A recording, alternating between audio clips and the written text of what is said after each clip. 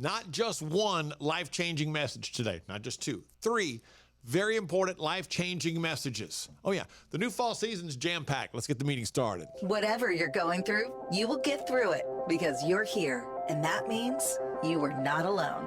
This is the Meaningful Meeting. Now your host, Ace Cannon. All right, something very important you need to know. If the camera angle, if you're watching this on YouTube and the camera angle is changing as while we're talking, it's because my chair is going out and it just keeps getting lower and lower and lower. No matter how many times I raise it back up, it just slides back down slowly again. So that's going to be happening throughout. I am not a therapist. If you've never been to the Meaningful Meeting before, never been a part of our little group, you need to know I'm just a doofus on the radio. Been doing it for a long time. I'm not a therapist. I'm not a psychiatrist or a psychologist or any other things. I'm just a guy who's been through and is going through a lot of stuff, most of which I will never really be able to tell you about. But just trust me, it's a lot of stuff. But we come here every week because this is where we have the opportunity to share some thoughts, some ideas. And I say we because it's as important, especially now as we kind of start what we're calling the new fall season of the Meaningful Meeting. It's important for me to hear more from you, to share your stories, to share your thoughts, to share your ideas, to answer your questions, or at least share my perspective on your questions. I'm not a therapist, but I've been through a lot of therapy. I have an appointment tomorrow, as a matter of fact. As I'm recording this, I have an appointment tomorrow to go back. I haven't been in a while, dealing with some issues, some things that I need to work out. But today on the Meaningful Meeting, we're going to cover a couple of things. I am experiencing something that I've experienced only a couple of times in my life. First with my father, and then with my daughter, and now with my mom, which is their first birthday without them. And if you've ever lost a loved one, that to me is an important marker in time. It's a really important marker for some reason, and we'll get into that a little bit later, and proof that inspiration can come from anywhere, anytime. Don't take it lightly because you saw something in an unusual place, or you think, well, that really inspires me. That's a good message. Just because it comes from a source of entertainment doesn't make it any less valid. But today I want to leave you with, or start with, a thought that I think is really important. And it's important from this standpoint. I'm all for being responsible in life. Now, I think having a sense of responsibility, keeping things in order, understanding what's most important is most important. But like Nike said, just do it sometimes. Because sometimes it's necessary. I'll try to break this down for you as quickly as I can. A lot of you know, if you've been a part of the Ace and TJ Radio family for any length of time, that when my son was 6 years old, we started something called the baseball trip. And every summer, since he was 6, just the two of us go on a trip together. And our goal when we started, and still is, the goal is to attend a Major League Baseball game at every major league ballpark. There are 30 of them as of right now. They're talking about expansion, but as of right now, there are 30. We started when he was 6 years old. We went to Atlanta. We've been to Atlanta, Tampa, Baltimore, Kansas City, Cleveland, Cincinnati, Pittsburgh, Dallas, Houston. I'm missing a couple. Washington. That's 10. I'm missing 3. I can't think of what they are. But we've had this incredible run of good times. It is one of the most enjoyable things by far that I have ever done. And we've only missed one summer. We've been to Oakland is when it just occurred to me that we hit Oakland. But we've only missed one summer, and that was the summer of 2020. Trip was booked. Trip was scheduled. Trip was ready to go. But then COVID hit, and we were supposed to attend a game with the Chicago White Sox. But that game, we canceled the whole trip because the game was canceled due to COVID. There was no game. Those games were part of the games that were canceled. Then when they brought games back, they didn't have any fans, so we weren't able to attend a game that one year. Not our fault. Our streak is still intact. So it came time this past summer to plan our trip, and this was the summer that he turned 21. And when we started, I decided when he turns 21, that baseball trip was very specific. It was going to be to Chicago. It was going to be to Wrigley Field to see the Chicago Cubs play. We were going to sit in the bleachers, and just as some type of rite of passage, whether you understand it or not, everybody has these. And I think there's something to be said. There's a rite of passage in life when you get to a point where you become of legal age and you can sit down and have a drink, have a beer with your dad.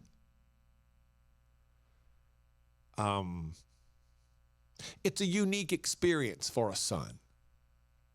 And I remember doing it with my dad the first time. I'm sitting down, my dad and I are having a beer together. That's cool. And there's a portion of you, I think, that makes you feel a little bit more grown up.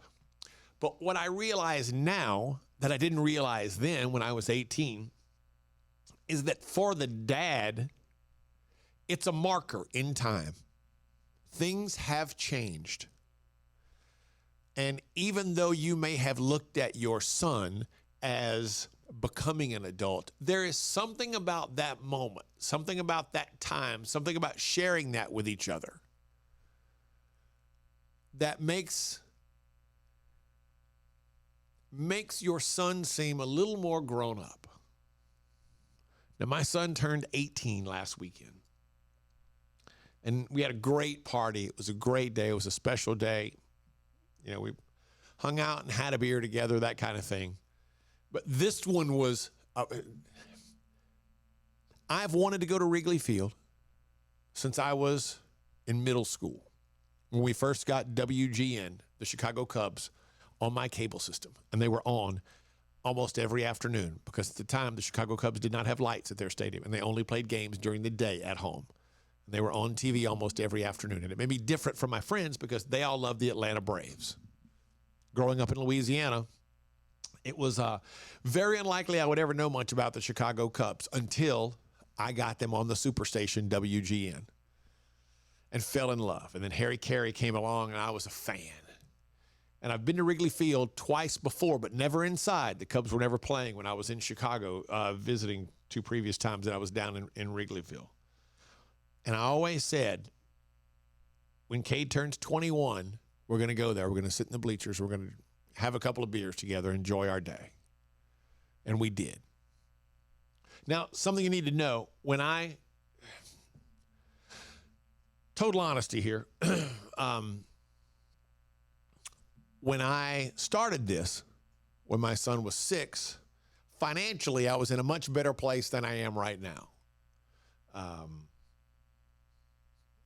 And the reason that I say the important point here is that do you like Nike and sometimes you just do it is because this was one of those things. I did not want this particular thing that we do together, this particular tradition, to die. I don't want it to go away. It's my every summer thing. It's a constant. It's more important to me than it is to him. And by every estimation, I think he absolutely loves it. My chair is now down at rock bottom and I can't talk. Hang on a second. See how long this lasts. But he loves this trip. I love this trip.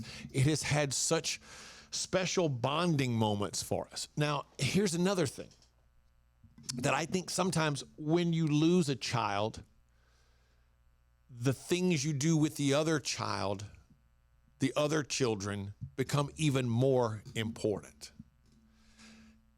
And especially in the case of Cade, because he lost his sister. Now, Dax, my 11-week-old, I mean, obviously, he's not old enough yet to know anything about any of this.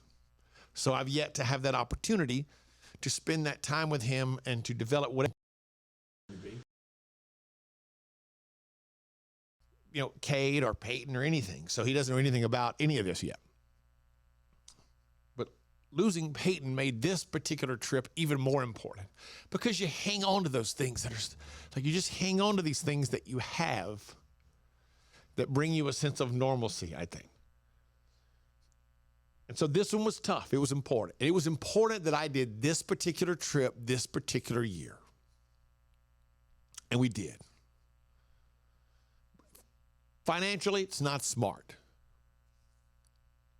But I know this. Had I not, I would be so depressed. I would be so sad. I would be so down on myself that I would be virtually inconsolable. And that may sound like a stretch. You may think so. It's a trip. I know. I get it. It's not buying groceries. It's not heartbreaking. But in a way, it is. I waited 15 years. 15 years I waited for this day. 15 years I waited for this time. And for me personally, even longer.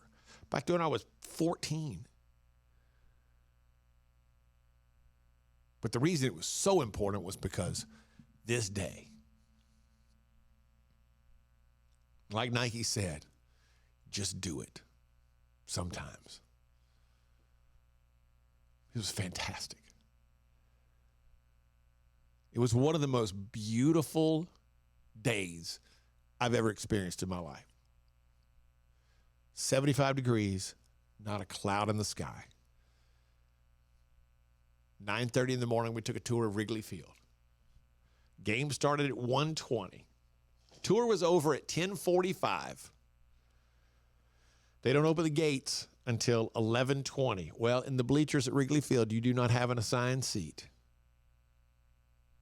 So we went outside, did some shopping, then got in the line and waited for the bleachers to open. You go in, you find yourself a spot, you claim it as yours, and sit down. And we did. And the game started at 1:20 on the most absolutely beautiful day we could have hoped for. And if you've seen our social media, Reagan's posted this video of Cade and I doing, they do Take Me Out to the Ball Game at the 7th inning stretch every day, every game. And when you watch the littlest, tiniest things, and I'm a sentimental old fool, I get it, I know that. It's the little things, though, in life that mean so much to me a lot of times. Far more so than anything else. And there's a moment when we're singing Take Me Out to the Ball Game, and I'm filming the whole thing, and I've got a cold beer, and Cade's got a cold beer. And right as it gets to the 1, 2, 3 strikes, you're out part. 47,000 people are singing, and it's just everything I thought it would ever be. And it just so happened that as I was turning the camera, for us to see, I was trying to show the ballpark and everything, and Cade leans over with his cup, and he cheers my beer. That's the silliest thing in the world.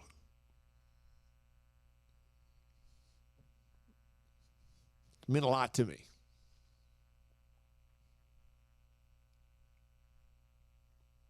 Kind of like a little, thanks, Dad. It meant the world to me. Tiniest little thing.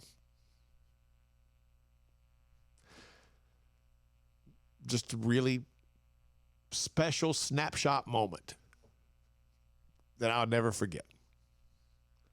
And that's why, like Nike said, just do it. Sometimes. You can't do it all of the time, but sometimes it's worth it. So this week, Friday, would be my mom's 81st birthday. Now, I've mentioned it many times. My mom was my hero. And one of the smartest people I've ever encountered in my life. School teacher for, 40 years, I believe, until she retired. 30 some odd years, 35 years, whatever it was. Just an all around first class person, good Christian person, good Christian lady. Like, I still remember the first time I ever heard her say a cuss word. I was so surprised. And just a good person. But a lot of you know that Alzheimer's, dementia is just a brutal, terrible thing. And when she was diagnosed years ago, you know, you see the person slowly fading away from you. She lived in Louisiana, and every time I saw her, you could tell a difference from one time to the next. Over the course of speaking to her all the time on the phone, you'd hear her slowly slipping away a little bit. But she always said, I just want to make it to 80. I just want to make it to 80. And she turned 80 last year on September 15th. And she passed away 9 days later. Now, this is loss. And it's something that I understand because that's my mom. She's 80 years old. This is how life is supposed to work. Doesn't mean you're not sad, but especially with something like Alzheimer's, she was already lost because we watched her over time slowly slip away.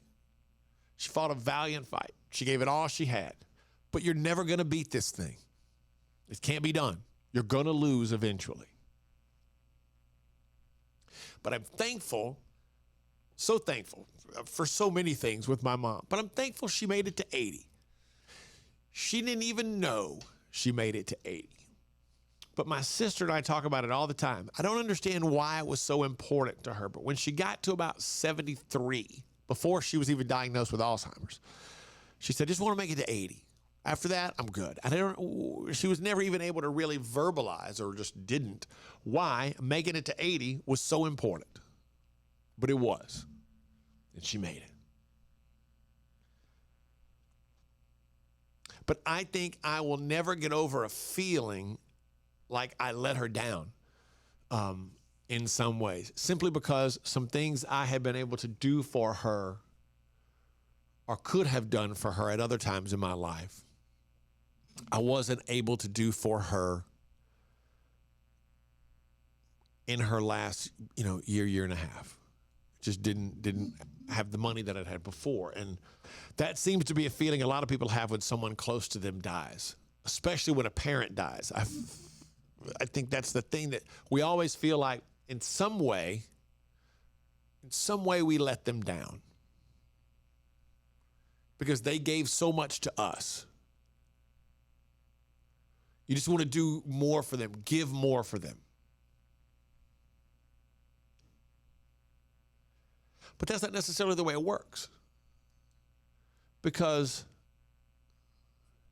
they give to you, they give to us, she gave to me, for me to then give to my kids. I don't need my kids to give me anything. I don't need Dax to give me anything in life. I don't need my son to give me anything. I just want them to give a good life and give to their kids. Be good people. So while we may have that feeling like you let this person down, or you have this feeling of guilt because they died and you weren't able to do all that you wanted to do for them, that's not the important thing. The important thing is you take the lessons that they shared with you, the lessons she shared with me, the lessons our parents shared with us. And the job is not to give back to them necessarily. It's to, when you can, of course. But the job is to pass them on, because that's what they really wanted.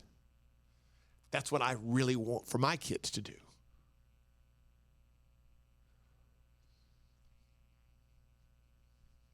And I hope that in there somewhere you think about the fact that you shouldn't feel guilty. You shouldn't feel bad. You shouldn't feel as if you didn't do enough, because chances are you probably did a lot more than you think. Trust me on that one. If you have kids, the kids did a lot more for you than you think. And that's a lifelong thing, from when they were little until they get older. That's something you can believe. So, happy birthday, Mom. And lastly, this week, something to take from the meaningful meeting is that inspiration can come from anywhere. Now, a lot of people would think you need to have your inspiration come from someone of importance, someone that is internationally renowned, someone who's written a book or given a speech, or who is officially in the business of inspiring or being an intellectual. And I think a lot of times it can come from just any place. You just see something, one moment can trigger inspiration. So today I give you a little thought from the world-renowned intellectual Theo Vaughn, who was on a podcast with Jordan Peterson, and I haven't even heard the entire podcast. Proof that inspiration comes from anywhere. I saw this on a TikTok. And Theo Vaughn, the comedian, who I think is a funny guy and I like, Theo Vaughn said that he realized in his life that nothing changes if nothing changes. And this is one of those things that I have to realize is oftentimes a shortcoming for me, in that I put everything into something hoping it, this is it. This is going to change. This is going to work. And then it doesn't, for whatever reason. And then I get kind of bogged down. I start to feel like I'm spinning my wheels, or I'm, like trying to run in quicksand. And I just sit there because I then think about a lot of other things to do, but stop myself from doing them, which in reality means nothing is changing.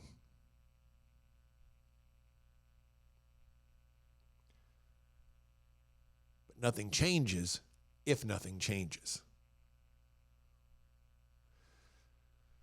So the point being that you take your inspiration from anywhere, and it made me really stop and evaluate when I heard that phrase, nothing changes if nothing changes. And I had to stop for a minute and think, okay, what are you doing right now that's not working? And why are you not doing something different? Why are you doing the same thing over and over again? Because nothing changes if nothing changes. I'm not saying it's the greatest thing ever written. It's certainly not an I Have a Dream speech by Dr. Martin Luther King Jr.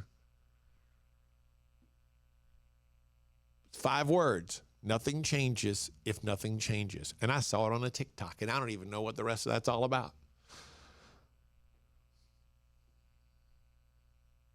But it reminded me, forced me rather, to look at my life and think, what's not working? And why are you still doing the same thing over and over? And perhaps that TikTok that I just shared with you will inspire you to do the same thing. To take a look at your life and realize that certain things must change for you to improve your situation, for you to improve your position. Because nothing changes if nothing changes. That's why it's important for us to come here every week and just share this stuff. At Ace at Large, I would love to know whether it's Instagram, Facebook, DM, whatever. Feel free to slide into my DMs and tell me what you want to talk about. Share your experiences, share your thoughts, share your interests, share what you get from this every week. If anything. If it's nothing, tell me it's nothing, but let me know, ask me questions, give me ideas about what's important to you, what you've been through, what you want to share, what you're curious about, what you're dealing with.